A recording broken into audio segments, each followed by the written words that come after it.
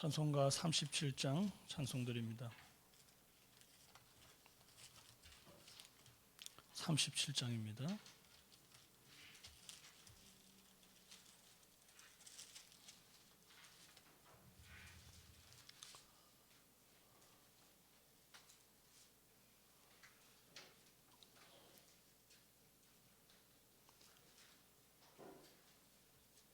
주 예수 이름 높이어 다 찬양하여라.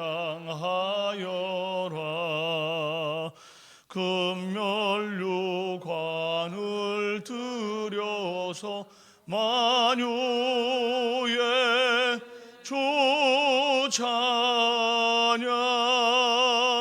금면류관을 들여서 만유의 주 찬양. 이 예수 당한 고난을 못 잊을 죄인아, 내 귀한 법에 바쳐서 만유의 주 찬양. 내 귀한 법에 바쳐서 만유의 주 찬양. 이 지구 위에 거하는 온 세상 사람들, 귀신 위엄 높여서 만유의 주 찬양. 그 크신 위엄 높여서 만유의 주 찬양. 주 믿는 성도 다 함께 주 앞에 엎드려 무궁한 노래 불러서 만유의 주 찬양. 무궁한 노래 불러서 만유의 주 찬양.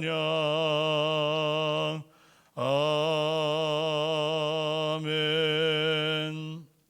신앙 고백합니다.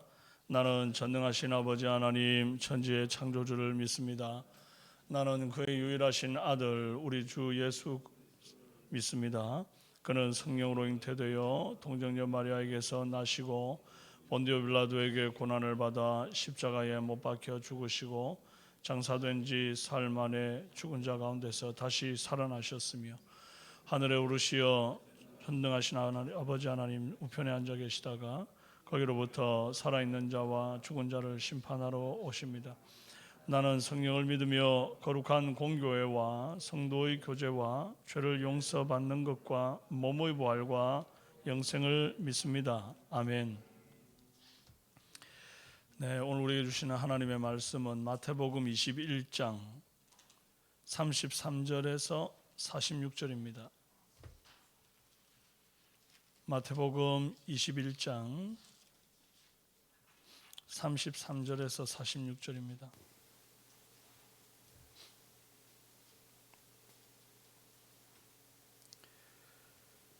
교독하시겠습니다. 다른 한 비유를 들으라. 한 집 주인이 포도원을 만들어 산 울타리로 두르고 거기에 즙자는 틀을 만들고 망대를 짓고 농부들에게 새로 주고 타국에 갔더니 열매 거둘 때가 가까우매 그 열매를 받으려고 자기 종들을 농부들에게 보내니 농부들이 종들을 잡아 하나는 심히 때리고 하나는 죽이고 하나는 돌로 쳤거늘 다시 다른 종들을 처음보다 많이 보내니 그들에게도 그렇게 하였는지라. 후에 자기 아들을 보내며 이르되 그들이 내 아들은 존대하리라 하였더니 농부들이 그 아들을 보고 서로 말하되 이는 상속자니 자 죽이고 그의 유산을 차지하자 하고 이에 잡아 포도원 밖에 내쫓아 죽였느니라. 그러면 포도원 주인이 올 때에 그 농부들을 어떻게 하겠느냐? 그들이 말하되 그 악한 자들을 진멸하고 포도원은 제때에 열매를 바칠 만한 다른 농부들에게 새로 줄지니이다. 예수께서 이르시되 너희가 성경에 건축자들이 버린 돌이 모퉁이의 머릿돌이 되었나니 이것은 주로 말미암아 된 것이요 우리 눈에 기이하도다 함을 읽어본 일이 없느냐. 그러므로 내가 너희에게 이르노니 하나님의 나라를 너희는 빼앗기고 그 나라의 열매 맺는 백성이 받으리라. 이 돌 위에 떨어지는 자는 깨지겠고 이 돌이 사람 위에 떨어지면 그를 가루로 만들어 흩으리라 하시니 대제사장들과 바리새인들이 예수의 비유를 듣고 자기들을 가리켜 말씀하신 줄 알고 잡고자 하나 무리를 무서워하니 이는 그들이 예수를 선지자로 알미었더라. 아멘. 네, 오늘은 포도원 종들의 반란이라는 제목으로 매일 성경 묵상 안내드립니다. 집주인은 하나님, 종들은 구약의 선지자들과 세례 요한, 또 종들을 잡아서 심히 때린 농부들은 대제사장과 바리새인들, 집주인의 아들은 또 예수님, 이렇게 비유의 내용을 매칭할 수 있겠습니다. 먼저 비유 자체를 좀 살펴보십시다. 집주인이 포도원을 만들어 산 울타리를 두르고 즙 짜는 틀을 만들고 망대를 짓고 농부들에게 새로 주고 타국에 갔답니다. 집주인이 다 했습니다. 그렇죠? 이 일꾼 사서 해도 될 일들입니다. 포도원 만들고 산울타리 두르고 즙 짜고 망대 짓는 거 이거 일꾼 사서 해도 될 텐데 그리하지 않았어요. 다 직접 주인이 다 했습니다. 하나님이 하신 일입니다. 하나님은 온 세상의 창조주이시고 마치 이 포도원 집주인처럼 당신이 하나부터 열까지 다 직접 만드셨습니다. 세상을 만드신 후에 이 세상을 청지기와 같이 다스리라고 사람들에게 맡기셨어요. 사람들은 한 게 하나도 없습니다. 이 새를 주고 갔던 이 농부들은 한 거 없습니다. 하나님이 다 했고 그저 하나님이 만드신 그 세상에 새들어 사는 입장이에요. 오늘 저와 여러분들의 입장이 그와 같은 줄을 알아야 합니다. 나는 지금 새들어 살고 있다 이런 마음을 가져야 되는 건데 마치 내가 당연히 누려야 할 것처럼 이게 당연히 내가 이 세상에 무슨 공로를 가지고 있는 것처럼 그리 생각하면 안 됩니다.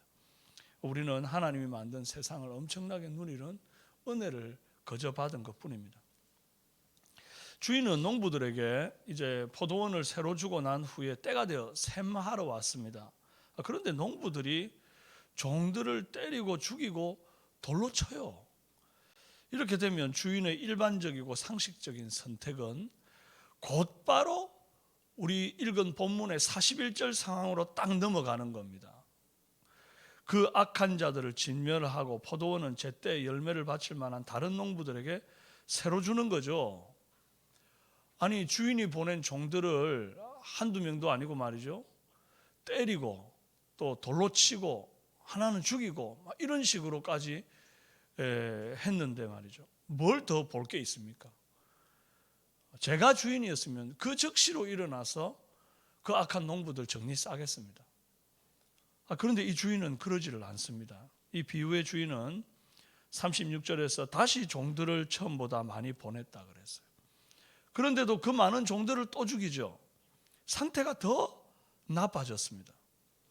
그런데 이번에는 자기 아들을 보내면서 내 아들은 존대하리라 그러는 거죠. 이게 말도 안 되는 결정 아닙니까? 오늘 우리는 여기에서 주인이 얼마나 오래 참으시고 노하기를 더디하는 분인지를 알 수 있습니다. 그것이 오늘 이 본문에서 깨달을 수 있는 첫 번째 알미예요. 주인이 참 오래 참으시고 노하기를 더디한다는 것을 안다는 겁니다. 하나님은 이미 아담과 하와 시대에 그냥 그들을 싹 진멸했어도 됐습니다. 어차피 그 세상에 다 범죄한 상태고 싹 정리해버리고 다시 시작해도 되는데 안 그러세요. 아브라함 시대에, 모세 시대에, 다윗의 시대에 세상을 싹 진멸해버렸어도 됐습니다. 주인이 보낸 종들이 있었거든요. 선지자들이었습니다. 구약에 많은 선지자들이 있었는데 그들을 잡아서 죽이고 말이죠. 능멸하고 막 이 악한 농부 같은 자들이 그 시대에 쫙 깔려 있었습니다. 그러니 싹 정리해 버리고 새로 시작해도 될 텐데 하나님은 당신의 아들을 또 보내십니다. 예수님은 지금 자기 얘기를 비유로 하고 계신 겁니다. 하나님은 아직 세상을 끝내지 않으시는 이유가 있어요. 그게 뭘까요? 기회를 주고 계시는 거예요. 은혜로우신 주님께서 기회를 주고 계세요. 우리가 이 비유에서 깨달을 수 있는 두 번째는 악한 자들의 악함이 얼마나 악한지를 알 수 있습니다. 주인이 보낸 종을 죽이고 또 더 많이 보낸 종을 또 죽이고 드디어 아들을 보냈는데 감히 아들을 죽이면서 하는 말이 38절에 이는 상속자니 자 죽이고 그의 유산을 차지하자. 당시에는 상속을 물려받을 아들이 없는 상태로 주인이 죽었을 때에 그 주인의 모든 재산을 종들이 나누어 갖는 예가 있었어요. 그래서 지금 이 비유에 나오는 이 악한 농부들이 상속자를 죽여버린 후에 주인까지 죽으면 그 재산이 다 자신의 것들이 될 거라는 그런 악한 생각을 품고 실행해 옮긴 겁니다. 갈수록 더 죄에 대해 대담해지는 거죠. 실제로 이렇게 상속자인 아들을 죽이려는 자가 있었으니 1차적으로는 아까 말씀드린 구약시대에 하나님께서 회개를 촉구하며 보냈던 하나님의 종 선지자들을 죽인 자들입니다. 그들이 죽인 자들 가운데에 가장 최근에 신약시대까지 와서 마지막 선지자인 세례 요한을 죽인 것이 포함됩니다. 참으로 선지자들은 말도 안 되는 고난을 견뎌야 했습니다. 하나님께서 말씀하신 진리를 선포했지만 그 진리는 언제나 백성들의 죄를 신랄하게 고발하는 내용이었기 때문에 아주 그냥 듣기가 싫었어요. 그래서 그들의 뺨을 때리고 옥에 가두고 심지어 돌로 쳐 죽이기도 했어요. 그리고 이제 2차적으로는 지금 이 순간 이 비유를 듣고 있는 대제사장들과 바리새인들이었습니다. 45절에 대제사장들과 바리새인들이 예수의 비유를 듣고 자기들을 가리켜 말씀하신 줄을 알고 그래서요. 예수님의 메시지는 언제나 보면 누구나 들어도 이게 정확하게 그 뜻을 분별할 수 있을 아주 쉬운 비유로 가르칩니다. 물론 어떤 때는 그 비유가 가리워져 있어가지고 무리들이 다 깨닫지 못하고 그것을 제자들에게만 가르칠 때도 있습니다. 그런데 지금 하나님을 대적하는 무리들 혹 진리를 거스리는 무리들에 대해서 말씀하실 때는 깨닫지 못하는 경우가 없어요. 들으면 막 족족 자기들을 향해서 하는 말인 줄 알고 막 녹이 충천해가지고 예수님 죽이려고 그러거든요. 바리새인과 대제사장들이 바보가 아닌 이상 이게 자기들을 두고 한 말인 줄을 알았던 겁니다. 그런데 이 비유를 이들이 정확하게 알아들을 수 있도록 예수님께서 이렇게 말씀하신 이유가 뭐겠습니까? 비유를 듣고 정신 차리라는 겁니다. 역시 또 회개의 기회를 주고 있는 겁니다. 대제사장과 바리새인들에게. 그런데 이 비유를 딱 듣고 저들의 태도가 내가 구약시대 선지자들을 죽였던 조상처럼 되지 말아야지. 나는 지금 내 앞에 있는 이 예수가 하나님의 아들일 수도 있는데 혹 만약에 하나님의 아들이라면 내가 그를 죽이는 자리에 서지 말아야지. 이렇게 깨닫고 조심할 기회가 주어진 거였어요. 이 비유를 통해서 그걸 깨닫고 한 걸음 물러섰어야 되는 겁니다. 그런데 이 비유를 들은 대제사장과 바리새인들의 태도가 어떻게 됩니까? 46절에 잡고자 하나 무리를 무서워하니 이는 예수를 선지자로 알미었더라. 절대로 회개 안 합니다.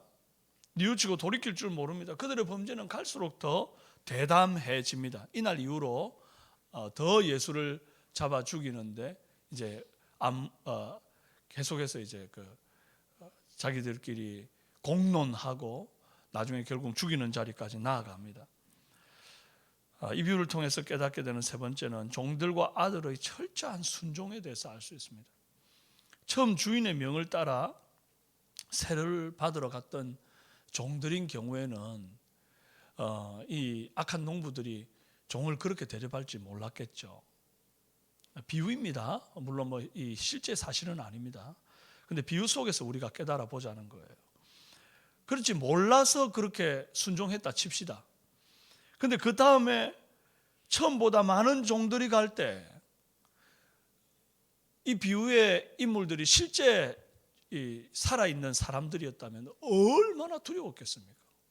이미 앞서서 여러 종들을 죽인 전적이 있는 악한 농부들에게 가서 주인의 메시지를 전달해야 되는 거예요. 그 메시지가 다르지도 않습니다. 어떤 다른 딜을 가지고 간 것도 아니에요. 똑같이 앞선 종들이 가지고 간 그 메시지를 들고 간 겁니다.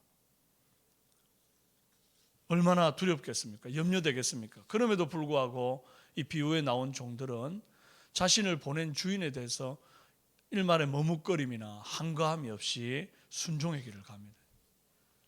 그리고 역시 순교를 하죠. 자, 그 다음에 아들 역시 마찬가지입니다. 종들을 그리도 많이 죽인 자들, 이미 인간이기를 포기한 짐승 같은 자들인데 그럴 줄 알고도 아버지한테 반기를 들지 않고 순종하며 갑니다. 우리 아들 예수님의 순종이 그랬습니다. 죽을 줄 알고 오신 성육신의 길이었고 공생의 길이었어요. 지금 나사렛에서 예루살렘으로 입성하신 그 길이 곧 순종으로 걷는 길이고 그 길의 종점은 골고다의 십자가 언덕임을 이미 알고 계셨던 겁니다. 지금 이 비유를 통해서 당신의 죽음이 어찌 될지를 말하고 있는 중입니다.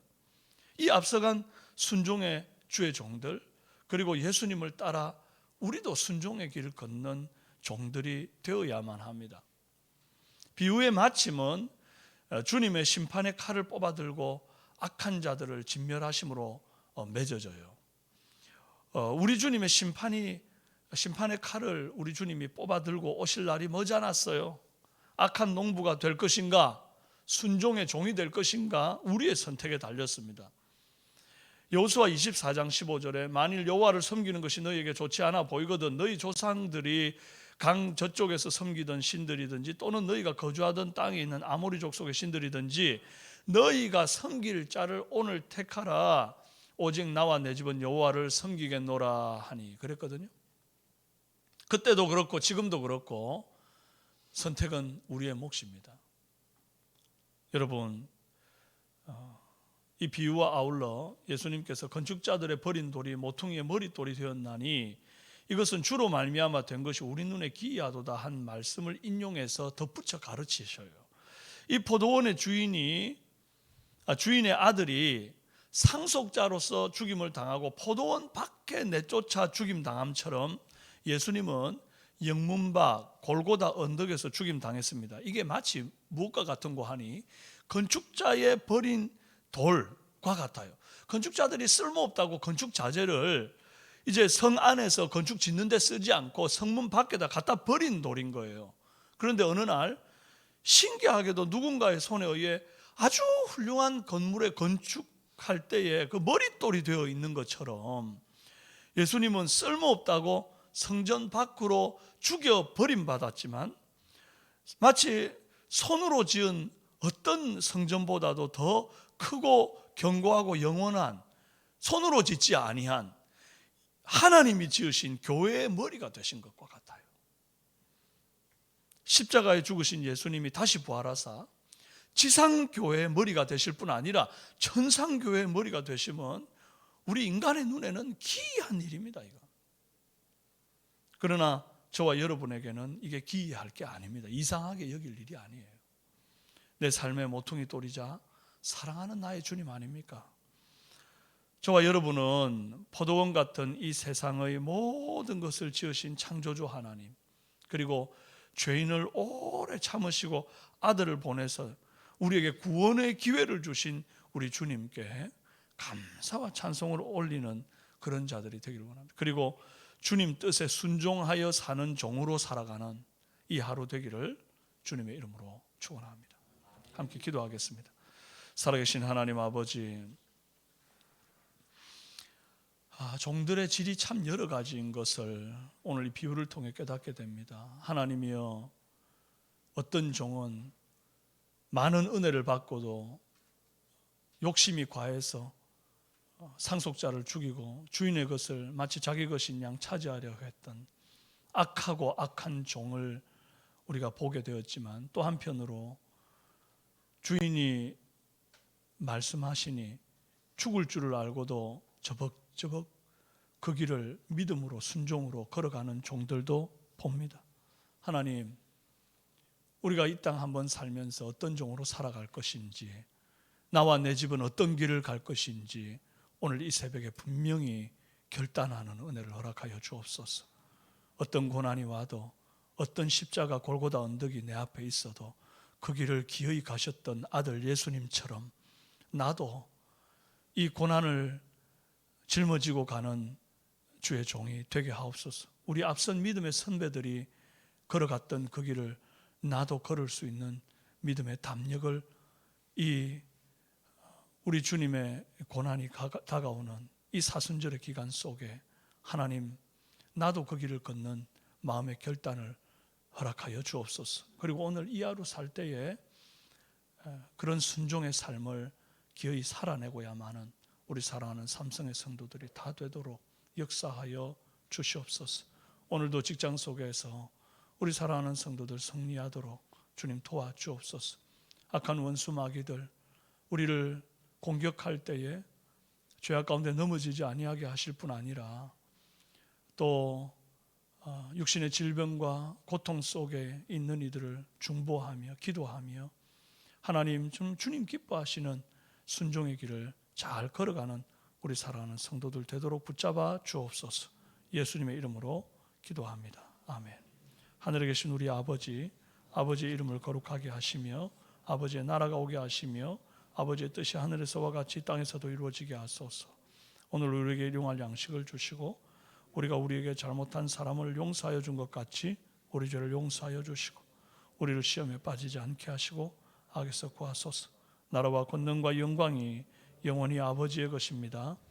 아멘. 이제 금요일 기도 제목으로 함께 기도하겠습니다. 주일 예배와 자녀들을 위해서 기도할 텐데, 전 성도가 주일 성수하고 예배를 통해서 하나님의 임재를 경험하도록 기도해 주시고, 예배 인도하는 사역자와 찬양대 봉사자들이 즐거이 헌신하는 주일 되고, 매주 등록하는 인원 많아지고 새가족들이 성장하는 구역과 기관 목장에 잘 정착하는 은혜 있게 해달라고 기도해 주시고, 우리 수험생과 취업준비생, 군복무와 타지에 있는 자녀들 강건하게 해달라고 여러분 기도해 주십시오.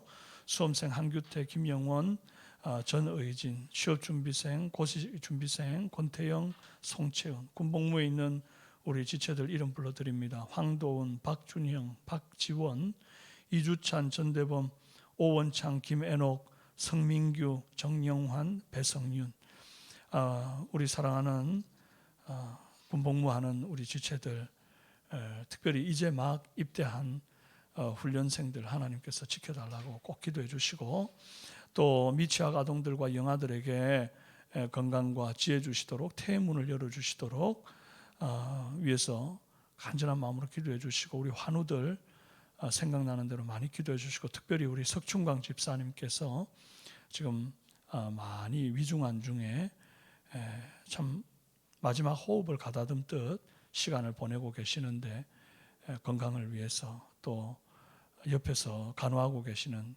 우리 가족들도 위해서 함께 한번 간절한 마음으로 부르짖고, 또 오늘 말씀 생각하시면서 순종의 종의 삶을 살아갈 수 있게 해달라고 주여 한번 부르짖고 기도하시다가 자유롭게 돌아가시겠습니다.